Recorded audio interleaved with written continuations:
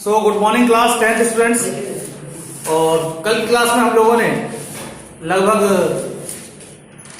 इस पार्ट का 2/3 पार्ट 2/3 भाग पढ़ लिया था, उसकी व्याख्या सुन ली थी और लगभग 1/4 पार्ट रिमेनिंग है, 1/4 भाग इसका बाकी है। तो आज की क्लास में हम लोग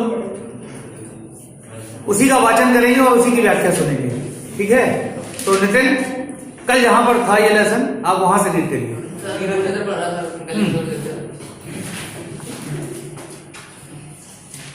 लायुंग की सुबह बेहद शांत और सुरमय, तिस्ता नदी की शांत धारा के समान ही कल कल कर बहती हुई। अधिकतर लोगों की जीविका का साधन पहाड़ी आलू, धान की खेती और दारू का व्यापार। सुबह मैं अकेले ही टहलने निकल गई थी। एक मिनट, ये बात पॉइंट आउट कर लीजिए कि लायुंग के लोगों के जीवन का आधार क्या है, क्या क्या होता है वहां पर। तो पहाड़ी क्षेत्र है तो देखिए आलू होते हैं वहां पर, और दूसरा क्या बताया था अभी आपने? की खेती, धान की खेती होती है और दारू का। तो दारू शायद हमें लगता है पेड़ है, मेरे अंदाज से तो एक पेड़ होना चाहिए, दारू वृक्ष होते हैं ना, ठीक है। तो उसके अनुसार कुछ होना चाहिए। अब आगे देखते हैं, फिर आगे। सुबह मैं अकेले ही टहलने निकल गई थी। मैंने उम्मीद की थी कि यहाँ मुझे बर्फ मिलेगी, पर अप्रैल के शुरुआती महीने में यहाँ बर्फ का एक कतरा भी नहीं था। यद्यपि हम सी लेवल से 14,000 फीट की ऊंचाई पर थे। एक मिनट, लेखा के साथ भी वही हो रहा था जो अमूमन हम लोगों के साथ होता है कि हम लोग जब जाते हैं, जैसे कभी जम्मू कश्मीर गए या वैष्णो देवी की यात्रा पर गए, तो हम लोग मन में एक ख्वाहिश रहती है कि शायद बर्फ देखने को मिल जाए, क्योंकि हम लोग सब कहां से आते हैं, मैदानी क्षेत्रों से आते हैं, और हम लोगों के क्षेत्रों में बर्फ नहीं गिरती है। तो सबके मन में ये इच्छा होती कम से कम बर्फ देखने को मिल जाए।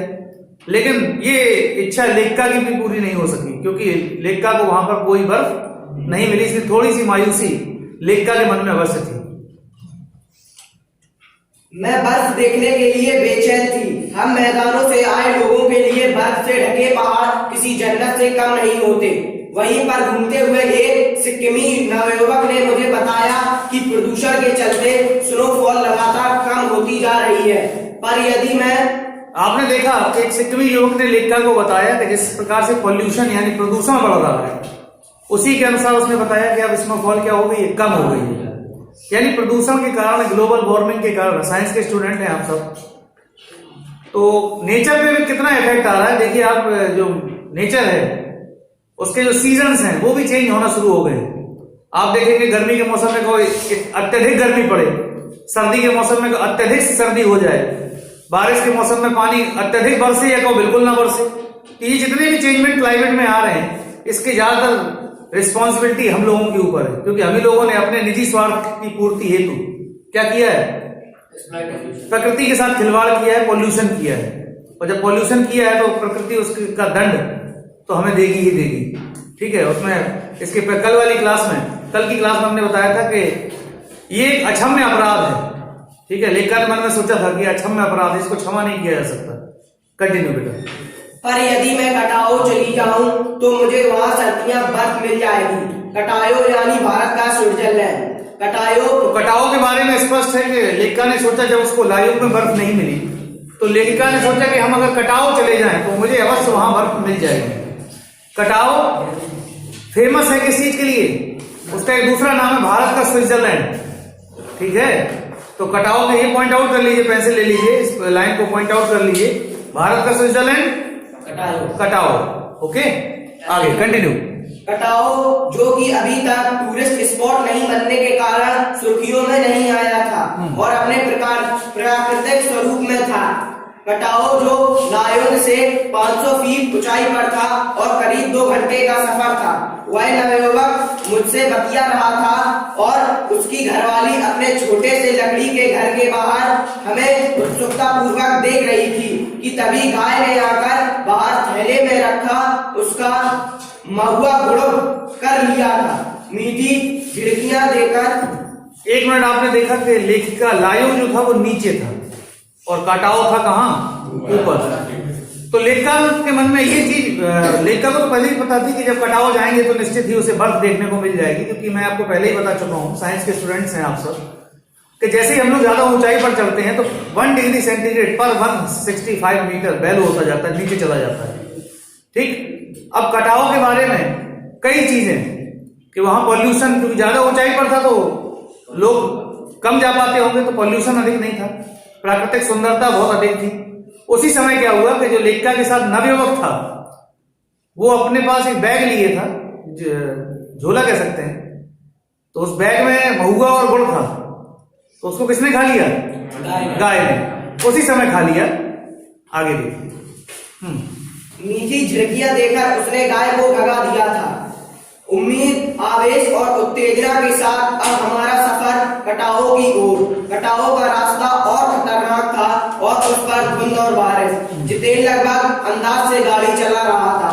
पहाड़, पेड़, आकाश, घाटियां, सब पर बादलों की परत, सब कुछ बादलमय।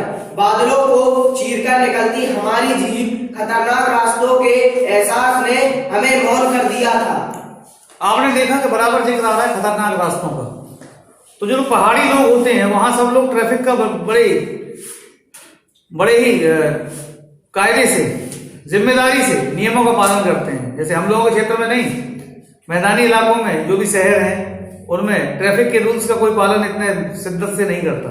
ठीक है, आप देखेंगे कोई अपोजिट साइड से भी चला आ रहा है, कोई दिक्कत नहीं, ना कोई रोकने वाला ना टोकने वाला। लेकिन पहाड़ी क्षेत्रों में क्या है, सड़कें सकरी होती, बहुत कम चौड़ी होती है।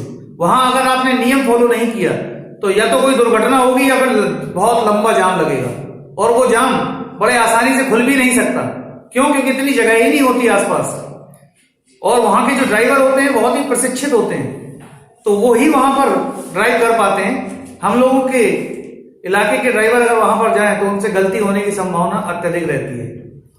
आगे बढ़ो। और उस पर बारिश, एक चूक और सब खलास। सांस रोके हम धुंध और फिसलन भरे रास्ते पर संभल कर आगे बढ़ती थी। अच्छा, दूसरी गलती क्या थी कि धुंध चारों तरफ छाई थी और धुंध के अलावा बारिश भी हो रही थी, तो बारिश की वजह से रास्तों में क्या हो गई थी, फिसलन हो गई थी। तो जब पहाड़ी रास्ते आप इतनी ऊंचाई पर हैं और फिसलन है, तो जाहिर सी बात है कि जरा सी गलती, अगर आपने ब्रेक ही लगाया और टायर फिसल गया जरा सा 2 फीट ही, तो गाड़ी पूरी खाई में चली जाएगी, मतलब सब खत्म। तो बड़ी सावधानी से, जितेन नाम के प्रशिक्षित ड्राइवर भी था और अनुभव उसके पास काफी था, तो केवल अंदाजे से गाड़ी चला रहा था। ये पहले आ चुका है इस पार्ट में। आगे बढ़ती जीप को देख रहे थे। हमारी सांस लेने की आवाजों के सिवाय आसपास जीवन का कोई पता नहीं था। फिर नजर पड़ी बड़े बड़े शब्दों में लिखी एक चेतावनी पर, if you are married divorce speed. दूरी आगे बढ़ेगी। एक मिनट। तो जब लेकर आगे बढ़ी तो एक बोर्ड देखा, और जब व्यक्ति को डर लगता है तो क्या होता है, वो बोलना, हंसना, खेलना, कूदना सब भूल जाता है। इसका प्रयोग अगर आपको कभी देखना हो तो जिन लोगों को डर लगता हो थोड़ा सा, वो ऊंचे झूलों पर बैठ जाएं। ठीक है, जो आसमानी झूले होते हैं आप उन पर बैठ के देखिए कभी, जिसको डर लगता है। ठीक है, किसी किसी को नहीं लगता। और जब ऊपर से पलकियां नीचे आती है तो उस समय आपकी आवाज डर की वजह से सब शांत हो जाता है, ये लगता है कि बस ठीक है। आप कभी भी ट्राई कर सकते हैं इसको।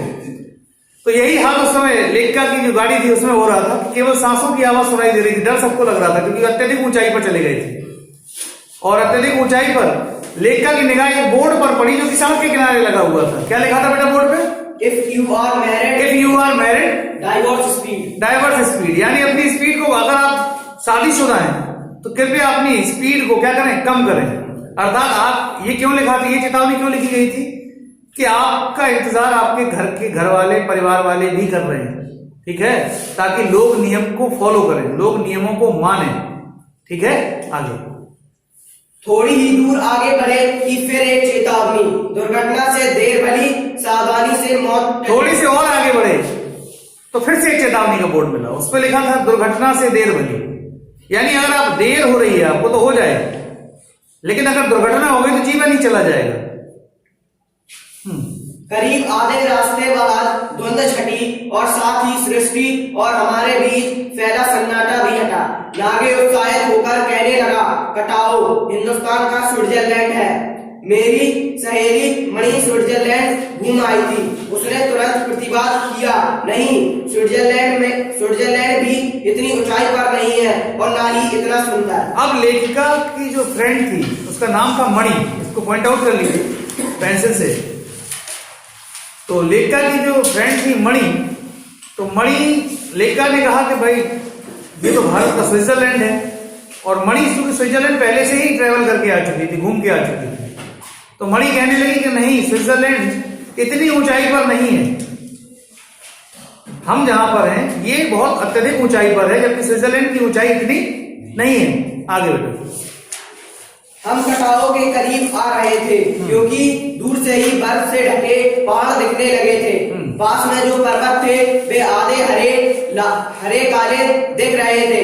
लग रहा था जैसे किसी ने इन पहाड़ों पर पाउडर छिड़क दिया हो, कहीं पाउडर बची रह गई हो और कहीं वह धूप में बह गई हो। नार्गे ने उत्तेजित होकर कहा, देखिए एकदम ताजा बर्फ है, लगता है रात में गिरी है यह बर्फ। थोड़ा और आगे बढ़ने पर अब हमें पूरी तरह बर्फ से ढके पहाड़ दिख रहे हैं। अच्छा, ये बर्फ हम लोगों के फ्रिज में जो बर्फ जमती है उससे डिफरेंट होती है, ठीक है। हम लोगों के फ्रिज में जो बर्फ जमती है वो ठोस होती है, ठीक है, सॉलिड होती है, और जो बर्फ ये गिरती है ये बहुत सॉफ्ट होती है, मुलायम होती है, ठीक है, पाउडर जैसे, पाउडर से थोड़ा सा ड्राई भी होती है।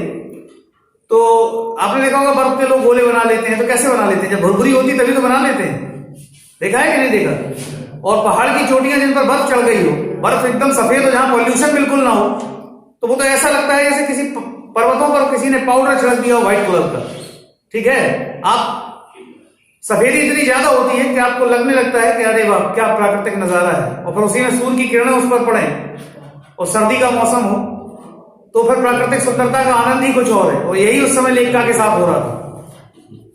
आगे। सावन के झाग की तरह सब ओर गिरी हुई बर्फ। मैं जीप की खिड़की से मुंडी निकाल दूर दूर तक देख रही थी, चांदी से चमकते पहाड़। एकाएक जितेन ने पूछा, कैसा लग रहा है? मैंने जवाब दिया, राम रोछो। वह उछल पड़ा, अरे यह नेपाली बोली कहां से सीखी? एक मिनट। तो लेखिका प्राकृतिक सौंदर्य का पूर्णतः आनंद ले रही थी, लेकिन उस समय ट्रैवल कर रही थी, बार बार प्रत्येक स्थान पर तो रुक नहीं सकती थी, तो बार बार जीप से अपना सिर बाहर निकाल लेती थी। हालांकि ये गलत बात है, पहाड़ी इलाकों में जहां रोड सकरे हो वहां जीप से सिर नहीं निकालना चाहिए, ठीक है, हादसे होने की आशंका रहती है। लेकिन इसमें ये नहीं दिया कि लेखिका दाएं साइड बैठी थी, अदरवाइज बाएं साइड बैठी थी, ये कहीं नहीं दिया। तो वो बार बार खिड़की से अपना सिर निकालकर उस प्राकृतिक सौंदर्य का आनंद ले रही थी, बार बार पहाड़ों को देख रही थी। तभी जितेन नार्गे ने उससे पूछा, कैसा लगा मैडम? तो उन्होंने पूछा, मास्क लगा लीजिए सब लोग।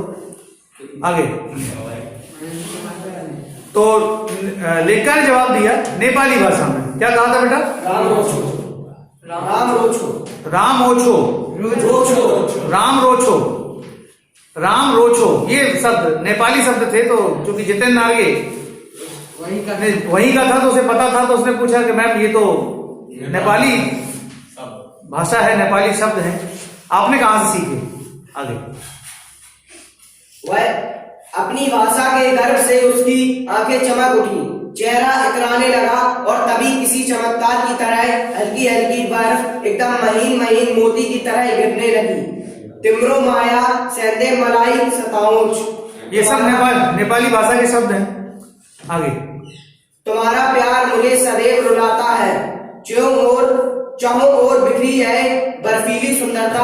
जितेन के मन पर भी थाप लगाने लगी थी।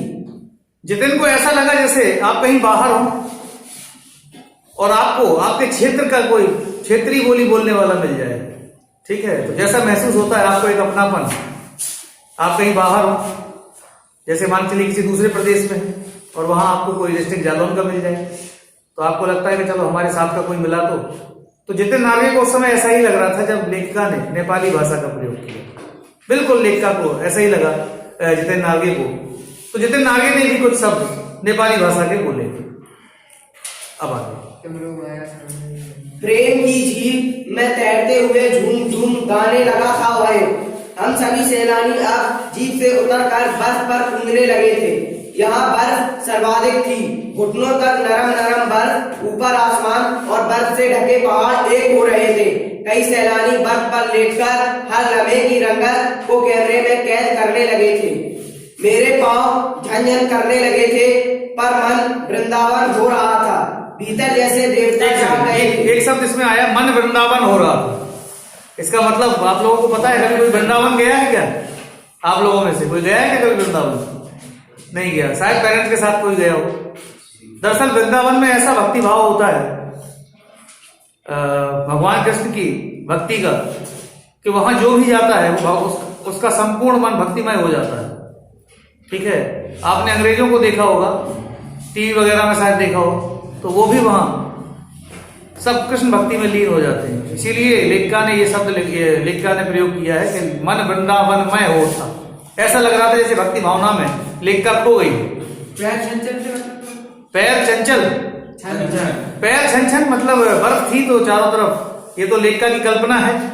पैर छन हो रहे थे, ज्यादा देर बर्फ में पैर टिका नहीं सकते आप, बार बार उठाएंगे फिर रखेंगे, नहीं तो फिर आपको सर्दी लगेगी। उसी के लिए ये शब्द प्रयोग किया गया है, पैर छन। आगे, भीतर जैसे देवता जाग गए थे। ख्वाहिश हुई कि मैं भी बर्फ पर लेटकर इस बर्फीली जन्नत को जी भर देखूं, पर मेरे पास बर्फ पर पहनने वाले लंबे लंबे जूते नहीं थे। मैंने चाहा कि किराए पर ले लूं, पर कटाओ, युमथांग और झांगू लेक की तरह टूरिस्ट स्पॉट नहीं था। इस कारण यहाँ अब तो झंझर का मतलब समझ में आ गया होगा। पैरों में हाँ सर्दी भी लग रही थी, तो लेखिका सोच रही थी कि प्राकृतिक सौंदर्य का जी भरकर आनंद ले। क्या करे? प्राकृतिक सौंदर्य का जी भरकर आनंद ले। लेकिन क्या करें, लेखिका की ये मजबूरी थी कि लेखिका के पास बर्फ में पहने जाने वाले जो पारंपरिक पोशाक होती है, जो बर्फीले क्षेत्रों में पहनी जाती है, जूतों के, कपड़ों के, तो कपड़े तो थोड़े बहुत थे उसके पास, लेखिका के पास, लेकिन जूते बर्फ में पहनने वाले नहीं थे। और जिस स्थान पर लेखिका थी वो स्थान कोई टूरिस्ट प्लेस नहीं था जहां पर वो चीज किराए पर मिल जाती थी। आगे, इस कारण यहाँ झांगू की तरह दुनिया भर की तो क्या एक भी दुकान नहीं थी। खैर, दनादन फोटो खिंचवाने की बजाय मैं उस सारे परिदृश्य को अपने भीतर लगातार खींच रही थी, जिससे महानगर के डार्क रूम में इसे फिर देख सकूं। संपूर्णता के उन क्षणों में यह हिमशिखर मुझे मेरे आध्यात्मिक अतीत से जोड़ रहे थे। शायद ऐसी ही विभोर कर देने वाली दिव्यता के बीच हमारे ऋषि मुनियों ने वेदों की रचना की होगी, जीवन सत्यों को खोजा होगा, सर्वे भवन्तु सुखिनः का महामंत्र पाया होगा। तो लेखिका ने अपने मन में सोचा कि शायद ऐसी ही कोई सुंदर जगह होगी जहां ऋषि मुनियों ने अपने विचार दिए, सर्वे भवन्तु सुखिनः, यानी वहां जाकर ऐसी प्राकृतिक सुंदरता वाली जगह पर जाकर जहां मन अत्यंत प्रसन्न हो, मन से सारी तामसिक वासनाएं नष्ट हो जाती हैं। ठीक है, जितनी भी मन में बुराइयां हैं वो सब नष्ट हो जाती हैं, केवल अच्छी भावना आती है मन में। तो लेखिका ने सोचा कि हमारे ऋषि मुनि भी इन्हीं स्थानों पर उन्होंने तपस्या की होगी, और इसीलिए उन्होंने कहा कि सर्वे भवन्तु सुखिनः, अर्थात सभी लोग क्या रहें, सुखी रहें, यानी सबके कल्याण की कामना की। और हमारे भारत देश का तो एम हमेशा यही रहा है। ठीक है, हम लोग हमेशा दूसरों के कल्याण की कामना करते हैं। ठीक है, कभी किसी का विरोध नहीं करते। ठीक, यही हमारी संस्कृति है। आगे, अंतिम संपूर्णता का प्रतीक वह सौंदर्य ऐसा कि बड़ा से बड़ा अपराधी भी इसे देख ले तो क्षणों के लिए सही करुणा का अवतार बुद्ध बन जाए। और तभी दिमाग में कौंधा कि मिल्टन ने ईव की सुंदरता का वर्णन करते हुए लिखा था कि शैतान भी उसे देखकर ठगा सा रह जाता था और दूसरों का अमंगल करने की वृत्ति भूल जाता था। मैंने मणि से पूछा, क्या उसने पढ़ी है मिल्टन की वह कविता? पर मणि उस समय किसी दूसरे ही सवाल से जूझ रही थी। वह एकाएक दार्शनिकों की तरह कहने लगी, ये हिमशिखर जल स्तंभ है पूरे एशिया के। देखो, प्रकृति भी किस नायाब ढंग से सारा इंतजाम करती है। एक मिनट, तो दर्शन शब्द आया है कि दार्शनिक की तरह कहने लगी। तो दार्शनिक कौन होते हैं, सबसे पहले ये समझ लीजिए। दार्शनिक, मैंने कई बार बताया है कि दार्शनिक जो होते हैं वो भविष्य की परिकल्पनाएं पहले से ही कर देते हैं। ठीक है, और उस पर आप तर्क नहीं कर सकते और उसको आप प्रयोगों के द्वारा सिद्ध नहीं कर सकते। ठीक है, जैसे ईश्वर हमारे दर्शन में, हम लोग मानते हैं ना ईश्वर है, मानते हैं ना? तो ईश्वर हमारे दर्शन में है। तो दार्शनिकों की तरह जब व्यक्ति बात करता है, और शिक्षा के दूरगामी परिणाम भी दर्शन के माध्यम से ही निकाले जाते हैं। ठीक है, कि जब हमारी पॉपुलेशन लिटरेट होगी, हमारी जनसंख्या जब शिक्षित होगी, तो ऐसा होगा। तो कई चीजें दर्शन के माध्यम से, इमेजिनेशन, हाँ, इमेजिनेशन नहीं कहते, ये इमेजिनेशन नहीं है। इमेजिनेशन में तो हम लोग ऐसी चीजों की कल्पना भी कर लेते हैं जो परिपूर्ण नहीं हो पाती। ठीक है, तो फिलॉसफी कहते हैं इसको, दर्शन कहते हैं। दर्शन में उन चीजों की पूर्ति बाद में होती है। अब जैसे लेखिका की जो मित्र थी, उसने बताया कि प्रकृति ने कितना बढ़िया जल संचय का कार्य किया है। देखिए, नेचर अपनी आपको खुद से किस प्रकार बैलेंस करती, कैसे तो प्रकृति की ने जल संचय की व्यवस्था कैसे की है। बड़े बड़े पहाड़ों पर बर्फ जम जाती है सर्दियों के मौसम में, और बाद में फिर जब गर्मी का मौसम आता है तो वही बर्फ पिघल कर धीरे धीरे उसका पानी कई बूंदों से धीरे धीरे पिघल के सब एक जगह एकत्र होके नदी के रूप में वहां से निकलता है, और फिर मैदानी इलाकों की प्यास बुझाते हुए सागर में जाके मिल जाता है ना। एक क्वेश्चन भी आएगा इससे आगे, एक क्वेश्चन होगा इससे, प्रकृति ने जल संचय की व्यवस्था किस प्रकार से की है। सर्दियों के बर्फ के रूप में जल संग्रह कर लेती है, और गर्मियों के पानी के लिए जब त्राही मचती है तो यही बर्फ सराय पिघल जलधारा बन हमारे सूखे कंठों को तरावट पहुंचाती है। कितनी अद्भुत व्यवस्था है जल संचय की। मणि ने अभिभूत हो माथा नवाया, जाने कितना ऋण है हम पर इन नदियों का, हिम शिखरों का।